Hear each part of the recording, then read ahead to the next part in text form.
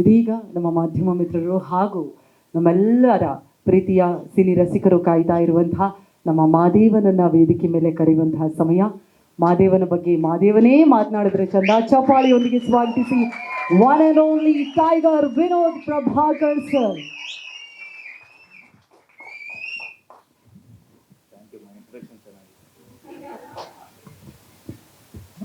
ಇಲ್ಲಿ ಬಂದಿರತಕ್ಕಂಥ ಎಲ್ಲ ನನ್ನ ಮಾಧ್ಯಮ ಮಿತ್ರರು, print media and press media ಹಾಗೂ ಭಾಳಷ್ಟು ಜನ ಹುಡುಗರು ಅಭಿಮಾನಿಗಳು ಬಂದಿದ್ದೀರಾ. ಆ್ಯಂಡ್ ನಮ್ಮ ಪ್ರೊಡ್ಯೂಸರ್ ಫ್ರೆಂಡ್ಸು ಭಾಳಷ್ಟು ಜನ ಬಂದಿದ್ದೀರಾ. ಯಶೋ, ಥ್ಯಾಂಕ್ ಯು ನನಗೂ ಸ್ಪೆಷಲ್ ಥ್ಯಾಂಕ್ಸ್ ಆಮೇಲೆ ಹೇಳ್ತೀನಿ. ಭಾಳ ಜನ ಇಲ್ಲಿ ಬಂದಿರೋರು ಎಲ್ರಿಗೂ ಧನ್ಯವಾದಗಳು ಹೇಳ್ತಾ. ಆ್ಯಂಡ್ ಸ್ಯಾಮರ್ ಅವ್ರು thank you so much. And ಮೊದಲನೇದಾಗಿ ನಮ್ಮ ತರುಣ್ ಶಿವಪ್ಪ ಅವರು, ಥ್ಯಾಂಕ್ ಯು ಸರ್, ನಿಮ್ಮ ಒಂದು ಈ ಜಾಗ ನಮಗೆ ಕೊಟ್ಟಿದ್ದಕ್ಕೆ thank you so much. And ಎಲ್ಲ ಹುಡುಗರು ಕಷ್ಟಪಟ್ಟು ಕೆಲಸ ಮಾಡಿದ್ದಾರೆ. Kiran, and I wanted to thank Kiran, ಯಾಕಂದರೆ ಲಾಸ್ಟ್ ಟೈಮು ನಾನು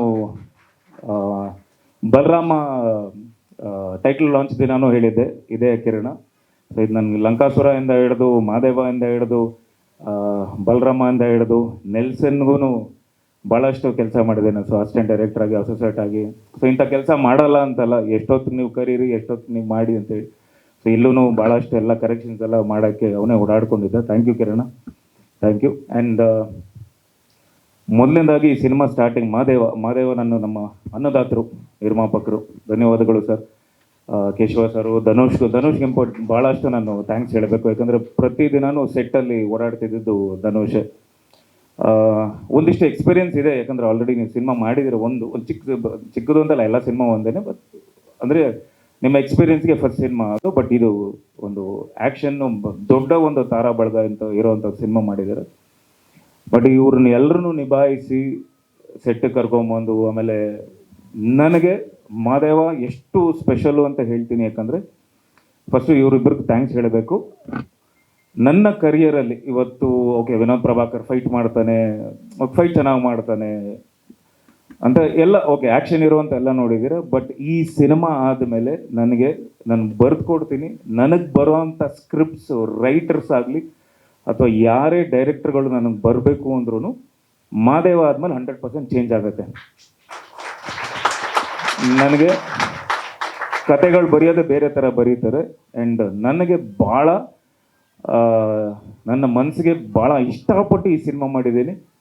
ಆ್ಯಂಡ್ ಪ್ರತಿಯೊಂದು ಹಂತದಲ್ಲೂ, ಯಾಕಂದರೆ ಫುಲ್ ಥ್ರೂಔಟ್ ಸ್ಕ್ರಿಪ್ಟ್ ನನಗೆ ಗೊತ್ತು. ಕೋವಿಡ್ ಟೈಮಲ್ಲಿ ನಮ್ಮ ನವೀನ್ ರೆಡ್ಡಿ ಅವರು ಬಂದು ಈ ಸ್ಕ್ರಿಪ್ಟ್ ಹೇಳಿ ಹೋದ್ಮೇಲೆ ಒಂದಿಷ್ಟು ದಿನ ಅಂದರೆ ಎಲ್ಲ ಪ್ರಿಪ್ರೇಷನ್ ಮಾಡಿಕೊಂಡು ನಾನು ಮಾಡ್ತೀನ ಈ ಥರ ಸಬ್ಜೆಕ್ಟು ಅಂತ.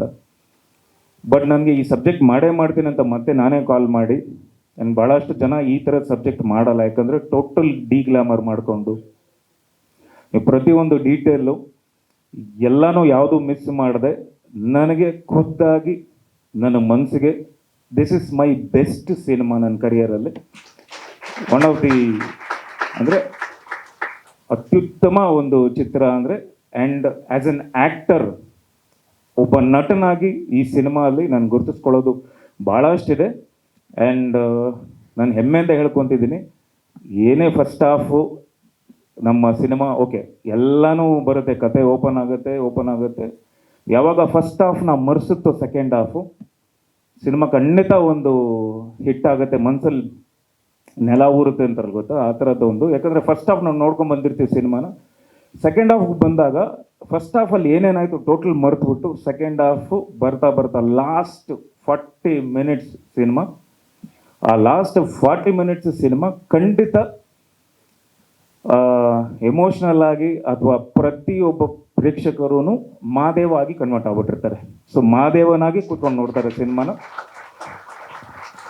ಅದಂತೂ ನಾನು ಗ್ಯಾರಂಟಿ ಕೊಡ್ತೀನಿ. ಬಿಕಾಸ್ ನಾನು ಇವತ್ತು ಅಷ್ಟು ಓಪನ್ ಆಗಿ ಹೇಳ್ತಿದ್ದೀನಿ ಅಂದರೆ, ಇವತ್ತು ನನ್ನ ಸಿನಿಮಾ ಕರಿಯರಲ್ಲಿ one of the best cinema. ನಾನು ಇದಕ್ಕಿಂತ ನೆಕ್ಸ್ಟ್ ಏನೋ ಮಾಡ್ತಾಯಿದ್ದೀನಿ, ಇಲ್ಲ ಅಂತಲ್ಲ, ಬಟ್ ಮತ್ತೆ ನಾವೇ ಮಾಡೋಕ್ಕಾಗತ್ತಾ ಈ ಸಿನಿಮಾ ಅನ್ನೋ ಡೌಟ್ ಇದೆ. ಸೊ ಆ ಥರದ್ದೊಂದು ಸಿನಿಮಾ ಅಷ್ಟು. ಬಿಕಾಸ್ ನನ್ನ ಒಂದು ಅನುಭವದಲ್ಲಿ ಹೇಳ್ತಿರೋದೇನು ಅಂದರೆ, ಸ್ಕ್ರಿಪ್ಟಿಗೆ ಒಂದು ಜೀವ ಇದೆ. ಆ ಸ್ಕ್ರಿಪ್ಟು ಏನು ಮಾಡುತ್ತೆ ಅಂದರೆ, ಆ ಜೀವ ನಾವು ಎಷ್ಟು ಆ ಸ್ಕ್ರಿಪ್ಟಿಗೆ ವ್ಯಾಲ್ಯೂ ಕೊಡ್ತೀವೋ ಅಷ್ಟು ಆ ಸ್ಕ್ರಿಪ್ಟು ಎಲ್ಲರನ್ನೂ ಅಂದರೆ ಅದಾಗದು ಎಲ್ಲರನ್ನೂ ಸೇರಿಸ್ಕೊಳ್ಳುತ್ತೆ, ಬೇಡ ಅಂದವ್ರನ್ನೆಲ್ಲ ದೂರ ತಳ್ಳುತ್ತೆ.